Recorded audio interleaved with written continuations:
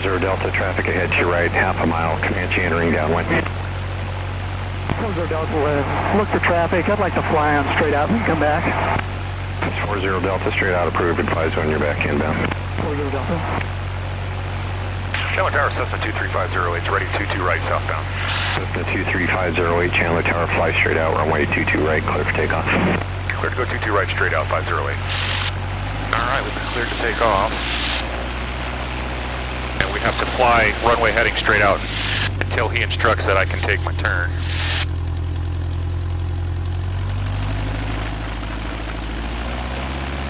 We do a final check here, we make sure RPM is good, oil pressure, oil temp's good. We watch for our airspeed to come alive, it's moving now. At about 40. Get her light and off we go.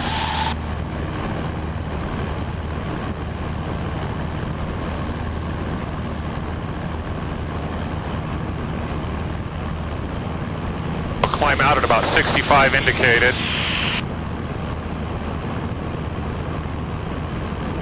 Which is getting us about 500 foot per minute of a vertical rate. Oh, wow. Tower 3 Bravo Romeo, traffic 1 helicopter, left close pattern to the parallel taxiway on the south side of the airport, runway 22 left, clear to land. You can see our magnetic heading is 220, which aligns with the runway. So we're going to hold this heading until he releases me to turn south. It's already starting to cool off a little if you feel it. Oh yeah. We're at 84, 83 degrees now, it was 91 on the ground. 508, left turn south approved. Left turn south approved, 508. 4147 Tango Chandler Tower, identity intentions.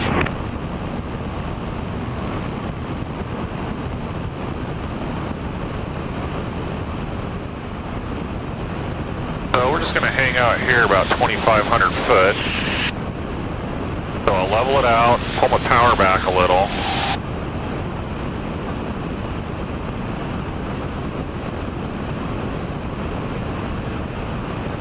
Once the airplane is what's called trim. Trim is basically all the power setting and the elevator trim control is configured such that hands off, it's going to just 47 Tango maintain this altitude, climbing a little right now. So I'll do a little more trim work. But an airplane is 47 Tango, no basically stable. Yeah, they're designed to be stable. 22 left, clear to land. So, hands off. I mean, it's a little turbulent right now, but hands off. You can see the plane 30 taxiway Charlie, clear touch and go. fly itself once it's in trim. That is awesome. Now, you can do things to make it not in trim, and one of the things, Tango identity approximately 2.5. we don't need to talk to him anymore. One of the things is I can add power. The nose is going to come up. See how it's coming up? We're going to start seeing a climb, right? I changed a parameter and something in the aircraft had to change. And what trim really comes down to is a speed. So, for instance, let me get it trimmed out again. I'm going to trim it. We're going to notice, once I get it trimmed, it's looking like about 100 indicated.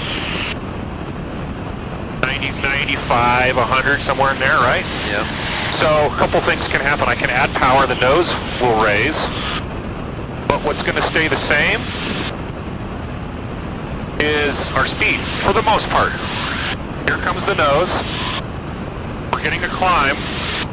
But look, nothing's changed here. We've just traded power for climb rate. We haven't increased our speed. Oh, yeah, okay. So now I can do the opposite. I can pull power back to like 2,100 RPM. The nose is going to drop. We're going to get a descent. Now we will see a speed increase because it's going to dive. Right. It's going to go through a series of porpoises. It would finally, though, at some point, would settle in at 95. So trim is speed, basically. Power is not necessarily speed. Power is altitude. Right. If you want to climb, you're going to add power. You want to descend, you're going to pull power back. Unlike a car where throttle is speed. Yeah. So when you're learning a new plane, you're usually finding the trim first and foremost. Essentially, it's just how it balances out. You just want to, yeah. When you're in a new plane, the first thing you're doing is just kind of get a feel for hands-on, get a feel for the plane, getting a feel for what speeds is it at in certain configurations, landing configuration with the flaps down, flaps up, things like that. No landing. 05. So All right, done. we're going to head out here to the west. Charlie Tower. The controls, I'm not sure you've flown a flight simulator, Been a while. PC or something Yeah, like yeah. that, right? So, you got left and right. If you want to go up, it's back, and down is forward. The movements for pitch, up and down, are really pretty minute. I mean, you can see I've just got my fingertip here, and I'm just barely pulling back, and I'm actually doing a pretty significant motion there. Same thing if I just barely push it forward. So pitch control is very sensitive. Don't need a lot of it. Roll control, you do actually kind of get in on it a little bit more. So you got left and right, up and down, and then the pedals. If I don't do anything with the wheel and I want to turn right, I can just push on the right pedal. It's a sloppy turn, but you can see the plane will come around, and I can do the same thing. I can push the pedal to the left. The yaw. The yaw, yep. I'm just moving the rudder back there, and it will turn the plane. Now, with the right way to do it, especially in tail draggers and old tail draggers especially, because back in the 40s and 30s, they hadn't quite figured out really clean aerodynamics. So when you would do a turn, and even in this one a little bit, I notice it, if I want to turn to the left, I'll roll the wheel and I'll apply just a little left pedal. And that'll give me a coordinated turn. That's that ball. I want that ball to stay in the center. If I turn with just the rudder, watch what happens to the ball. See how it goes way out to the side?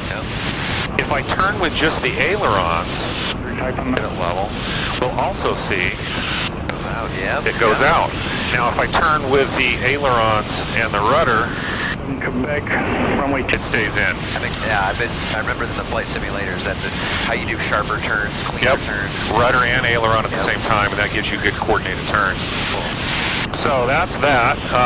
This is the trim I was talking about, elevator trim. What it does is as I roll this, there's a series of linkages and cables that go back to the elevator, and there's a small little tab that moves up and down that aerodynamically reduces the loads or the forces that I have to carry on the wheel.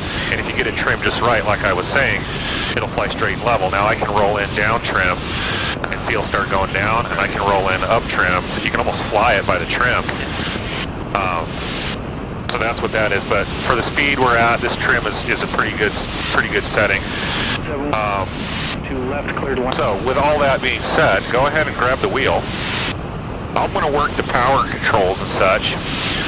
Let's go ahead and let's take a right turn, so we're going parallel to this road right here. Should be using both yaw and... Yep, just a little bit. You don't have to do so much on the pedals. You can primarily do it with the wheel. But go ahead and roll it in. Establish a bank, and then now roll it out. All aircraft calling Chandler Tower, remain clear, Chandler Pass out surface area and stay. Now what you want to do, see how the nose is coming up? So apply some forward pressure and bring that nose back down. What you want to do, let me get it trimmed out. Keep your hands on. I'm going to get it trimmed out. Runway 22 left. Where we're level. And what I want you to do is I want you to take a mental picture right now. You see the top of the cowling in relation to the horizon line? It's about like that much or so. That's going to basically give you a level flight where you're not climbing or descending. Right. So now when we do a turn, go ahead and take a turn to the right. What's going to happen is the nose is going to drop necessarily. See how it started to drop a little bit? So you'll pull back and you'll keep that same distance. And what that's going to do is actually pull us around into the turn. Number, following air. Now when you level out, go ahead and level out to the left. The nose might want to climb a little bit, so you'll push the stick forward. You just want to keep that same distance.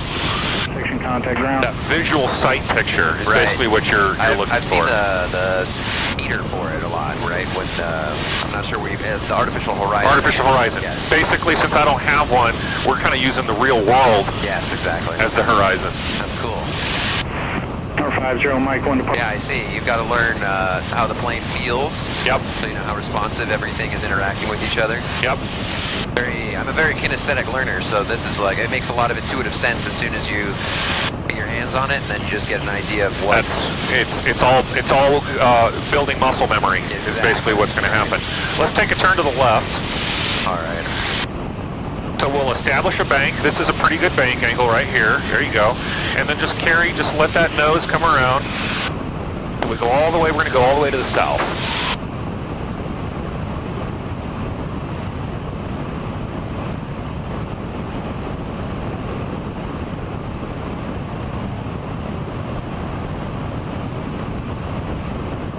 Okay, level it out here.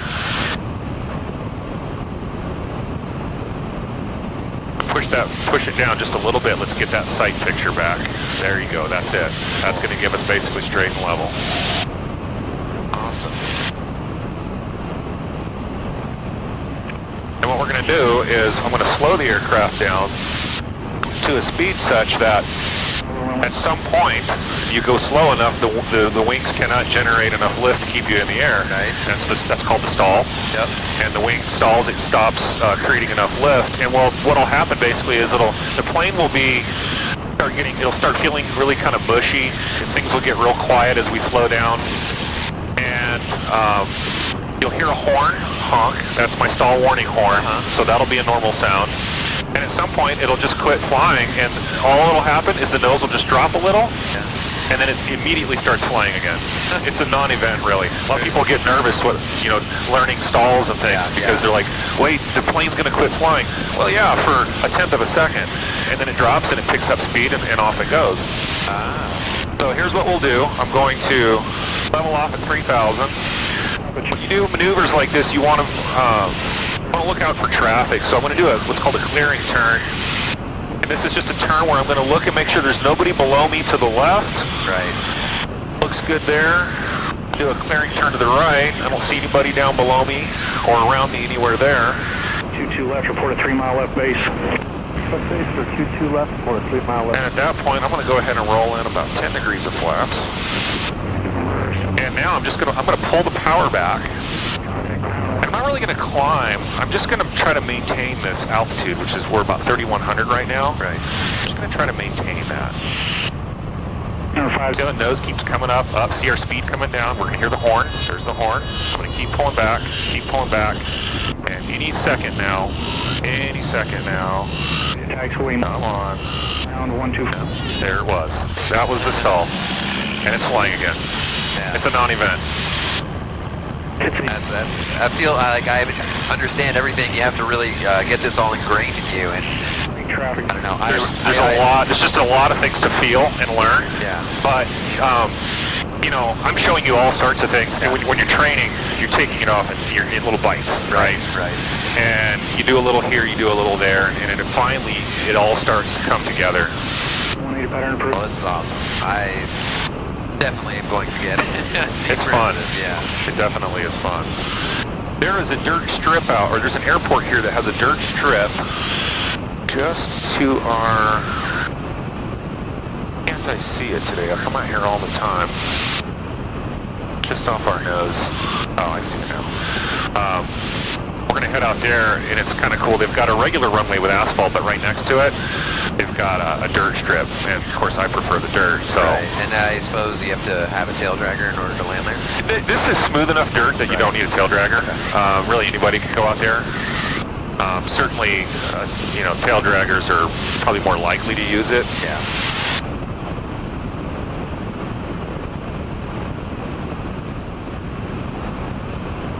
So I need to, since there's no control tower to tell me which way the winds are blowing, which runway to use, I'm going to use other things to figure it out.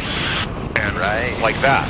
And I can see that basically the wind is calm. If anything, it's favoring slightly to the west. So that being said, I know I'm going to land in this direction. Yeah. You want to land against, with? Into the wind. Yes. Yep, into the Blows wind. you down. Yep. Oxygen traffic Cessna 508 is about 3 miles to the northwest, inbound runway 4 dirt. Oxygen.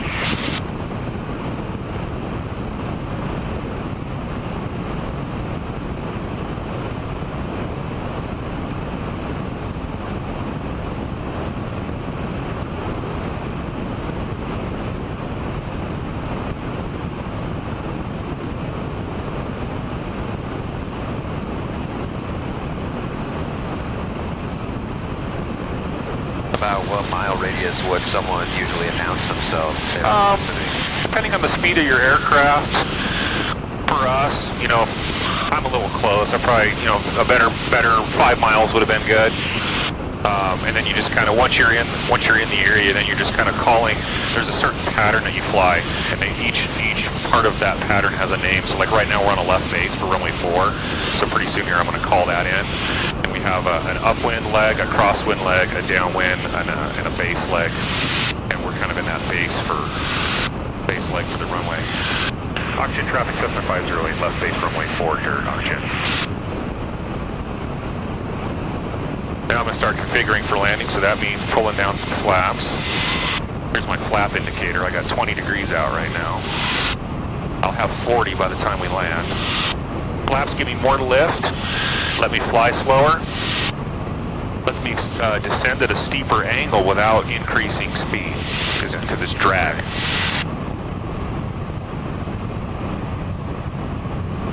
So you see the asphalt runway? Yeah.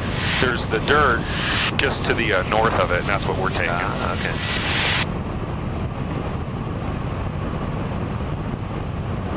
Oxygen traffic Cessna 508, turning final runway 4 dirt, oxygen.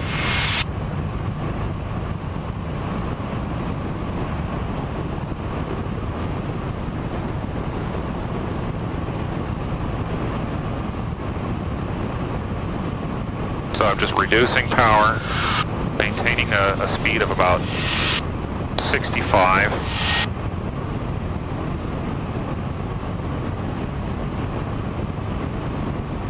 Lining up with the runway.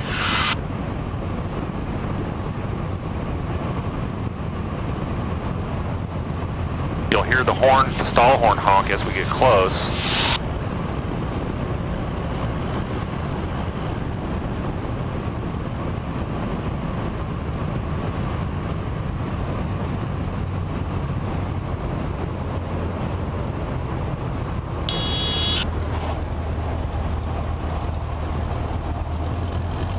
Power up.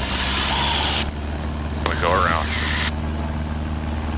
Classic touch and go landing.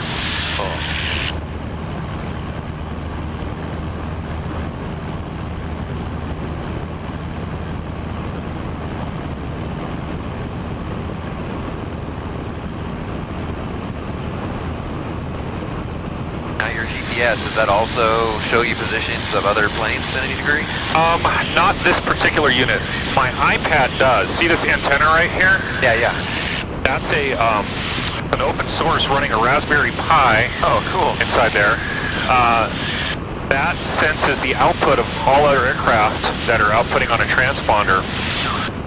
It's not going from their transponder directly to my antenna. What it's doing is it's going their transponder to what's called the ADS-B towers that they have scattered out here, and then that tower packages up the data and rebroadcast it. Right. And then I pick that up. And so on my iPad, I can see it'll show me an airplane, its direction it's traveling, and its altitude that it's at. And that's real handy, like if you're especially in a busy airspace where maybe you're still not talking to an air traffic controller, you're not close enough to the airport yet or something. Right. Just gives you an extra little bit of situational awareness of where some other aircraft are. We're probably going to get a little turbulence over these little peaks here. It's kind of convective today, it's warm. Right. Hot air's rising, and that's what we're feeling right now. So are most people trying to avoid basically any peaks going through the valleys? Yeah, I mean, it just depends on the kind of flying you're doing. Like, most flying, you're going to get up to altitude and go. Like yesterday when I went to Payson, I was at 7,500 feet. I climbed up to 7,500 and I just went. Yeah. But sometimes You want it's more fun just to kind of hang out low. You get, see the sights a little more. So yeah, then you're just gonna pick and choose your way through valleys, rivers, whatever, and kind of avoid the peaks. Very cool. Makes me think about how you can make some sort of graphical information about wind convection currents like throughout a valley. Yeah. That would be awesome if you could see wind. Right? It would be so nice. I feel the only way to do that is like a network of blimps, essentially, something like Pretty that. much, yeah, like with Doppler sensors. Yep. Gotta watch out for what, sorry? You gotta watch out for, obviously, terrain and obstacles. So, antennas, which there aren't really too much of out here. Downwind our runway. Power lines, this is one thing, you don't want to be too low. Yeah. Around where there might be some power lines. Seen some interesting things as you're going across the valley, flying low. Oh yeah, I've seen, there's a pack of wild horses out to the northwest of here a little bit, and every now and then you'll catch them. Cool. Mustangs. Yeah. And they're out just running around. I've chased coyotes. There's behind this mountain here, this little hill, not really a mountain. Yeah. There's another dirt strip, and that's an agriculture strip where crop dusters land and tank up their chemicals in their tanks. I've landed out here a few times. Do you see that all crop dusters are tail draggers? Most of them are. Yeah. Yep. Full stop. Because they're landing in sometimes some really unimproved areas. Yeah. Actually, we'll just take a low pass over the strip here. Talking traffic. Oh, what is this place? Like a little marsh? Yeah, I don't know. It's I don't know where that water comes from, to be honest with you. Yeah. Because it's not a river or anything. No, it's got to be coming up. Yeah. Here's the little strip here. Oh, yeah. Very cool. Octane. That's the tank for it. Yep. 10 miles, sorry. Is that still pretty ubiquitous across Arizona agriculture? Yeah. Yeah, I mean, you can see here, there's a ton of farms out here. You gotta get away from the city. Yeah. But yeah, I mean, you get up and now once you go north, up in the mountains, obviously not, but out here, all the way down to like Tucson, I mean, it's just gonna be a lot of stuff like this scattered about.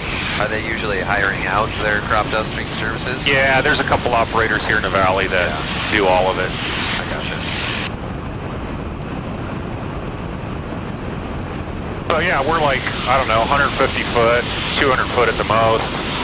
To me, like this is how I fly. Right, yeah. You can't do it over the city, obviously. There's some regulations that prohibit that, but when we're out here, there is the issue of you do have less options if I had an engine failure, for instance. Right. But, I mean, there's fields. Like, it's going to suck. The plane's going to get screwed, but, we're not going to get hurt. Yeah.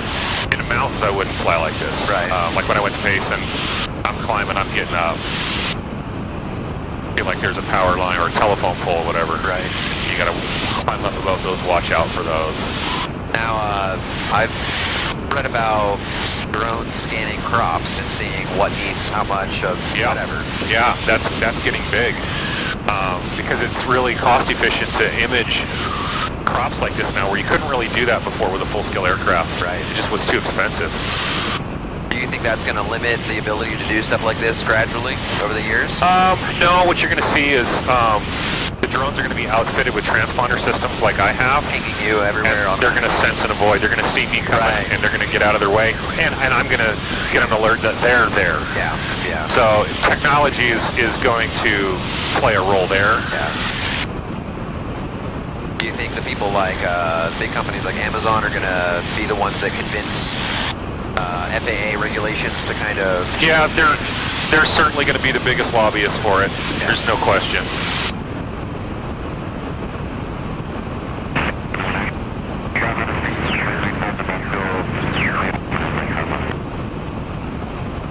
See that traffic out there, that aircraft? Oh yeah. So we always want to be looking and scanning. So I will want to be keeping an eye on him. Because the last thing you want to have happen is have two airplanes meet together in the air. It never ends well. No. So it's pretty common to be doing, what was it you called, where you're surveying and turning? Yeah, well this whole area out here is kind of like a practice area. Okay. So you're going to see guys out here a lot doing stuff like that. He's probably practicing turns around a point or different maneuvers. what's kind of fun is I like to mess with people on the freeway here. Yeah. If I get down and I slow up, they think I'm patrol, and they slow down. Really? I have created a line behind me. I'll slow down to like, because everybody's doing 85, right? Right. And I'll slow down to like 72. Yeah. And they just will not pass me. Especially the truckers. Really? The cars sometimes don't even really see me or notice I'm there, but truckers are pretty acute to what's going on with stuff like that. What freeway is this here? This is I-10. Oh, yeah. 100. So I'm going to do that. I'm going to throw some flaps out. How common is it to actually have patrol out here? They patrol. It's not often, but they do get out here. And what is the sequence of events? Do they have to ping? Yeah. So what they do is there's stripes on the road every quarter mile or whatever, and they time. Yeah. And then there'll be an officer up ahead, and what he'll say is, okay, I got like this white van. I got a white van. Clocked him at 87. Yeah. And he's coming up on you now. And then he'll see the white van. They'll pull him over, and there you go. That's pretty cool. Sucks for the white van. Yeah.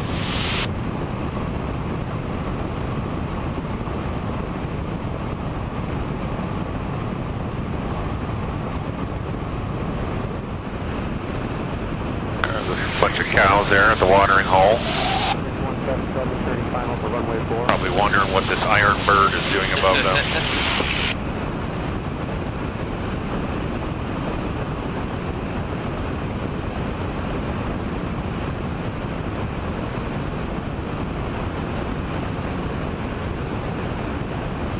Yeah, I wonder if it's groundwater in these like places. I think so. I think it is coming up from somewhere. Like a natural spring or swamp.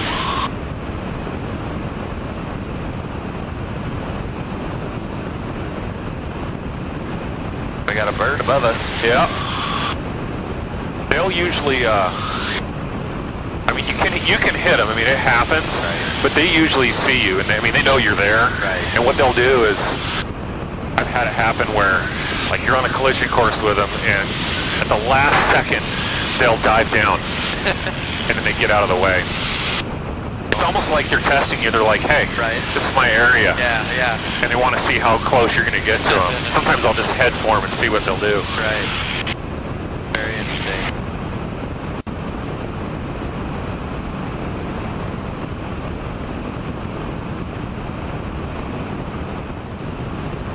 So let's try what we'll do is I'm going to climb up a little bit, and we're going to do some reduced gravity.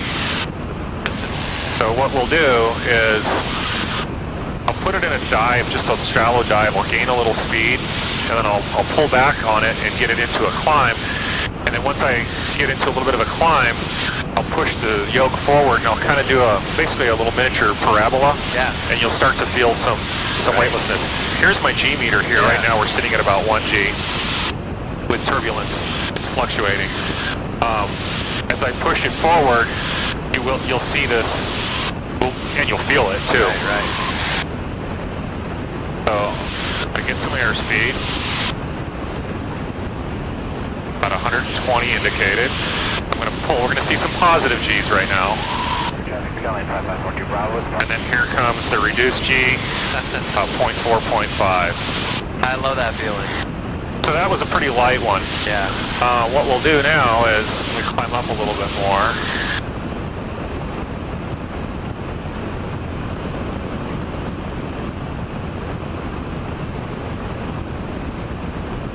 I'm going to pull back a little harder so that I can get a better angle. There's 120. I'm going to pull back a little harder this time. And I'm going to push a little harder. Yeah. 0 G. And you can see the dirt and everything come flying around. Now I can't do 0 G for too long for two reasons. Number one, I don't have the power to maintain parabola like that. Yeah. Number two is the fuel system on this is gravity feed from the wings down to the engine. Right. So too much of that and the motor would actually quit. Now it would start running immediately once the gravity came back and the fuel started flowing, but Right. Well, I guess that's why people ride roller coasters. Yep.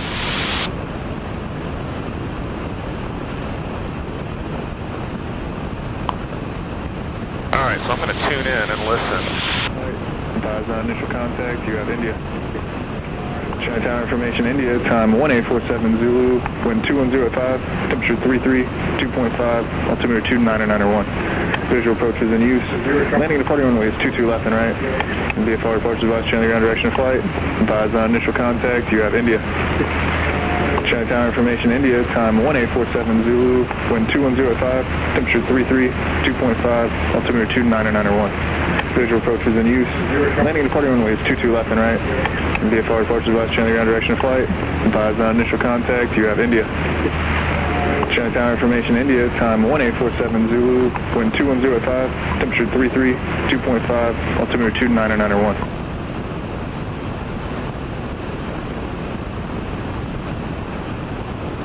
So see this, there's where we're at, right? Yeah. See that hashed circle, and it says KCHD, that's Chandler. That circle is their airspace. Okay. I have to be in communication with them before I can enter into their airspace. Right. So what you do is we're 9 miles out. About 9-10 miles, you pull up that weather information. They call it the ATIS. You listen to it, and then now we're in India, so it did change over. And then once I get another mile and a half or two ahead, then I'll call him in. I tell him. So there's a lot of people get nervous to talk on the radio to the controllers, and there's a standard format. Juliet channel. Basically, what it is you're telling them who you are, where you are, what you want to do. 3 W's. Yep. That's it. And that's it. When we were on the ground, when I was asking for taxi, told them who I was, Cessna 23508. Yep. Where I was at the India hangars, and what I wanted to do. I wanted to go VFR to the south. Yep. It's the standard format, who you are, where you are, what do you want to do. And when you think about it that way, actually not too bad. I'm sure that's on the written and oral test too. You got to have it hammered in. Yep. Where it gets confusing is in a dynamic environment where there's a lot of traffic, a lot of things going on, and the controller has you doing like non-standard things. Right. It can really start to get. You really got to start thinking.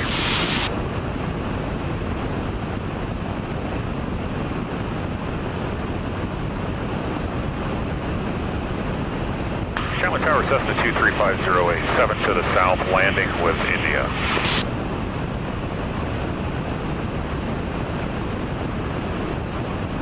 That's 23508 Chandler Tower again. 508 identity.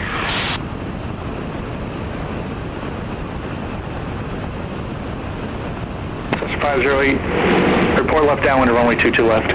Left downwind 22 left, 508. So he asked me to ident. There's a button I can push on this that sends him a ping on his radar screen, makes me stand out from everybody else for a split second. That kind of lets him find me real quick. And he saw where I was on his scope, and now he's told me to make left downwind for runway 22 left. So 22 is the same runway, basically, same direction we were going. We took off on the right side. Right. There's the left side. We're going for that one since it's on this side. So I'm just going to continue on this course. And then what I'm going to do is I'm going to enter a left downwind, which is basically parallel to the runway going the opposite direction of the landing, the downwind. Right. And then I'll call him there. And at that point, if there's no traffic, he's probably going to clear me to... Skid 18 Chandler Tower, short runway 22 right.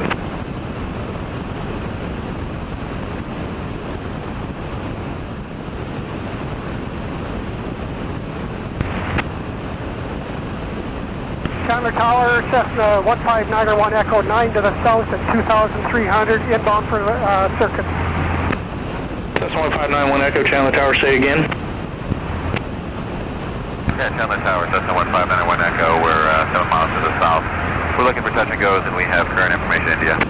Cessna 1591 Echo, ident. Ident 91 Echo.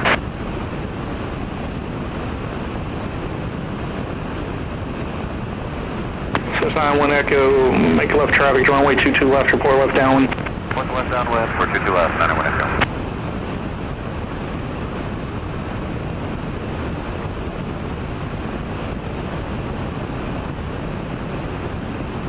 you been noticing more solar panels?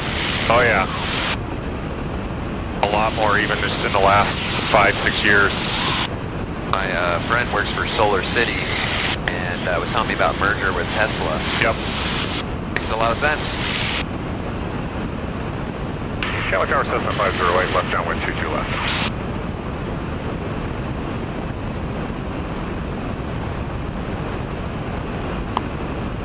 Tower 508, runway 22 left, clear to land. Clear to land 22 left, 508. So see 22L? Yep. That's the left one we took off on 22 right. So we're going to land on the south runway. And then we'll probably land and be able, 39 Charlie, turn right. be able to pull off on the second turnout, and then we'll cross that runway across the ramp and taxi back.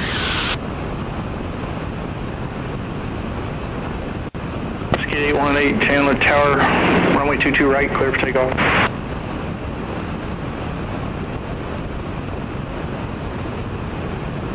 Roll 154, Juliet 1 departure prior to arrival, runway 22 right, clear to land.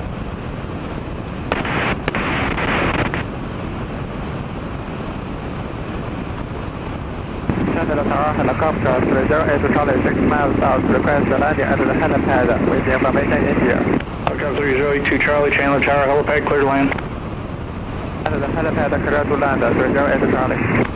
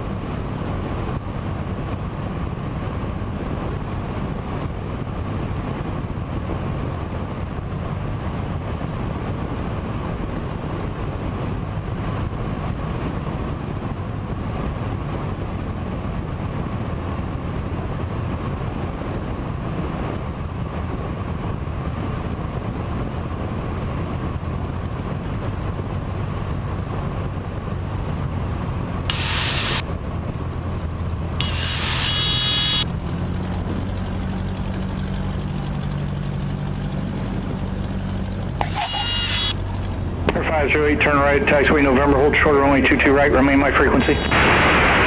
Right November, hold short 22 right, 508.